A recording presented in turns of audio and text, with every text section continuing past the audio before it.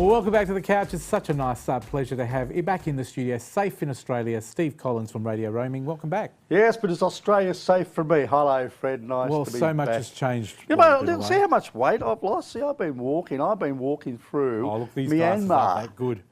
Oh, yeah, I can see better now. Where are you, Steve? Exactly right. Oh, yes. Yes, so there I am. I hardly noticed you on camera. They had to we used to have two cameras on. Yeah, you used to have to use a fisheye lens to get me in, and you don't now. You knew the narrow lens. Where have you been? Because I asked you how to pronounce. You said Myanmar. Myanmar, Burma. Myanmar is a Burmese name for Burma. Burma. So Burma, yeah. What was Burma famous for? Because I remember when growing up, we all stayed away from there for some reason. There was a lot of instability. Yeah, well, since the 1960s, basically, right up until about 2 years ago, there was a military dictatorship, and so it was pretty much a closed country. Well, now there's been a democracy. And there's a lot of foreign investment, and they're welcoming tourists, and so it's a beautiful place to travel to. I'll tell you what, it's a really beautiful place, and we've got a video here of the people of Myanmar. The Yangon. Yangon. Yangon is the main city. Look at that. These are just a whole pile of still shots I took. Because Buddhism is very, very big there. There's Buddhist monks everywhere. The people are so friendly, so happy. You, what's the nationality there? Like, well, Burmese is the main nationality. Yeah. No, because a lot of people might be but there's a lot of influences. The cuisine, for instance, it's Thai, Chinese, Indian influences on the cuisine, and it's beautiful. Are the people welcoming and really very, very welcoming? Particularly for me, because I look like Buddha. And I was greeted everywhere. Did they come call and touch you boss? No, they call me Papa. Papa? Papa, yeah. Well, that's nice. I don't know why. I better let Heather know in case there's any paternity suits. But the people there are just so friendly. It looks beautiful, very relaxing. But as you can see, it's basically still an agrarian economy, and it's a very, very basic there. When they make roads, they're still made literally by hand. People placing rock there, and then they rocks down, and then they literally melt the pitch and pour it on and stuff like that. It does look really nice. Is there a lot of tourists going there? So, like when you were around the streets? No, not when because I went in the off season. I like to go places in the off season, because I'm off anyway. Beat the tourists. It's a really interesting place to go and visit. Now Yangon, this is which used to be known as Rangoon. Rangoon. Yeah, you might have heard of that. Rangoon has got, as I say, as a Buddhist, it has got the most incredible pagoda there, the Shwedagon Pagoda. Here it is. This is just enormous. You'll see better. This is over 100 metres tall. It is 2,500 years old, and it's just incredible. Is it only lit up at night? Well, yes, they only light it up at night because they don't need to light it up during the day. It's beautiful, isn't it? But it's open basically from 6 a.m. to 10 p.m. at night. And all these are locals. There's thousands and thousands of locals go there and pray. And there's all these different Buddhas.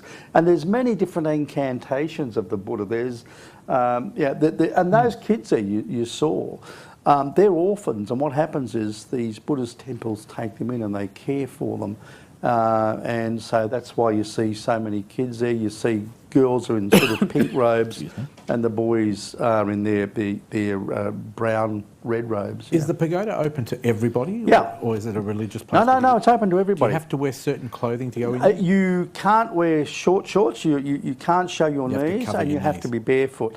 Now, fortunately, walking barefoot through the temple is okay because it's all marble and it's really easy to walk on. Some of the other temples I've walked in other areas, it wasn't all marble, it was broken bricks, and you still have to walk barefoot. And that was a little bit hard on the feet, but you still do it, and it's fascinating. Now the next place is the Mandalay. Mandalay. Oh, the road to Mandalay. I did the road to Mandalay. Tell me about the history of this place. Well, the Mandalay is virtually new because it was built by the British because Burma used to be a British colony. And it's 751 kilometres from Yangon, and so I caught a cab there because I thought, I want to go by road. I want to do the road to Mandalay. And it was an extraordinary trip because the countryside is just phenomenal. It looks beautiful. And here we go. This is at Mandalay Hill, which overlooks the city, and it's huge. Once again, they've got temples on most of the hills. But it's extraordinary. And over there in the distance, you can see the Irrawaddy River. The Irrawaddy River is the main river in Burma. And it was in flood when I was there, and you can see it all. It does look beautiful. Oh, is it and clean, see or how is many it just the temples- vision I'm seeing? It looks No, very it's a very, clean. very clean city. It's a very, very clean place. Everything's clean. And they've got lots of these rice terraces, etc. It's incredible. But it's just an incredible place to go and visit. And the temples are extraordinary because they're all different. And there's there's gilt and gold and all sorts of stuff around Is them. it A lot of a very people's wealthy jewels. place? No, not as far as the local people is concerned. There's a lot of poverty there. Most people are farmers, or they're labourers. I mean, my hotel in Mandalay overlooked a building site, and men and women worked on the site. The safety boot of preference is a pair of thongs, and a lot of people were just barefoot. But the women, a cement mixer would come along, a cement truck would come along, pour out all the cement, and they'd put the concrete in woks, and it'd take two people, and they'd put them on a woman's head, and she would have to walk and tip it out. Likewise, they'd have about 16 bricks on their heads to cart that. And it's very, very basic lifestyle. Yeah, I was going to ask you that. Like, is it ready for tourists? Like, if you and I were going to go back there, tourism is good for the hotels, country restaurants? because tourism brings in currency, and it creates employment. So tourism is good for the country. Now, the other thing I did, because I'm going to do two parts. The next time I'm going to do my other travels, but this one I had a little cruise on the Irrawaddy River. Oh, this was just incredible. delightful. This is fantastic. One of the great rivers of the world. And I went down to a town called Mingun, which was probably about an hour and a half away, sailing down the river, and it's just a beautiful, smooth trip. Does Irrawaddy mean anything? Is there a background? They actually call it Ayawaddy. Irrawaddy is the English version of it. But it's not as busy as I thought, because normally, this had been in flood, but the ferries that they have, you can get ferries across right down to Mandalay and stuff, but they weren't running at this stage, so I did like a half-day cruise. And there's a lot of river there. But you go to these towns, and you go. I went to this temple at Mingung, and it was going to be massive. It was going to be bigger than the Great Pyramid of Egypt, of Cheops. And the guy started building it, and he built the first section, which was 50 metres high, and then he was going to build section 2 and section 3. And they had this massive great earthquake. This was in 1851. It split the whole thing. And when you see there's this massive, great big holes in it, because they have a lot of earthquakes there, because it's at the base of the Himalayas. Tell me about shopping, because I know we've got a couple of minutes to go, but I hear your wife Heather saying to me, is there shopping for me? And I like a bit of shopping. Is there enough shopping? Don't tell her, she's in the studio. Shh. There is. I got some gifts there. No, there's heaps of shopping. There's plenty to do, like food-wise. There's a lot. I'll tell you what, some of the things I saw there was because they all wear traditional dress, and men and women wear what they call a longi, which is like, and there's a lot of cloth there, a lot of things like scarves and materials. They make lacquerware there as well, and it's all handmade, and it's very intensive. But it's also, they have precious jewels there, rubies. It's probably the ruby capital of the world. So if you had to pick a couple of reasons why we need to go to Myanmar, yeah. Tell me why we need to go there. Obviously, shopping's getting there. Well, shopping would be the last relaxing. reason I would go there. The food is extraordinary. The people are fantastic. It is such an interesting country.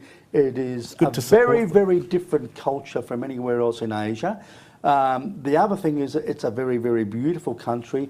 At this stage, it's pretty much undeveloped. So if you go there, what you are seeing is the Asia that we took, the Asia of Rudyard Kipling. The Asia of Rudyard Bali Kipling. 30 years ago, Lombok 20 years ago.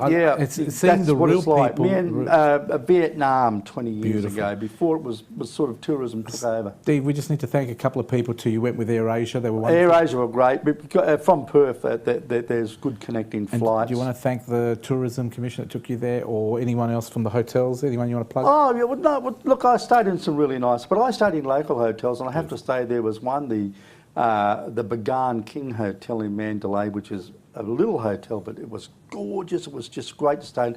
And the gracious Bagan Hotel in Bagan, and I'll talk about Bagan next time. Beautiful. Because that's where I had one of the best experiences of my life, singing karaoke with the generals. Well, I'm glad you went to the right karaoke, because when I went to Bali, karaoke had a different meaning. I don't know what your meaning was. But I'll leave that for the next show. Thank you very much. If you want more information about Steve Collins' travels, it always looks like a holiday, but he has an amazing time working when he's away. RadioRoaming.com, it's on the website there. What are we talking about next time, next fortnight? We're going to go to Bagan, which is still in Myanmar, but I have to talk about it because it's extraordinary. Spin it to win it. We're going to talk about that after the break and tell you how to enter as well. But we'll go to a break and come back.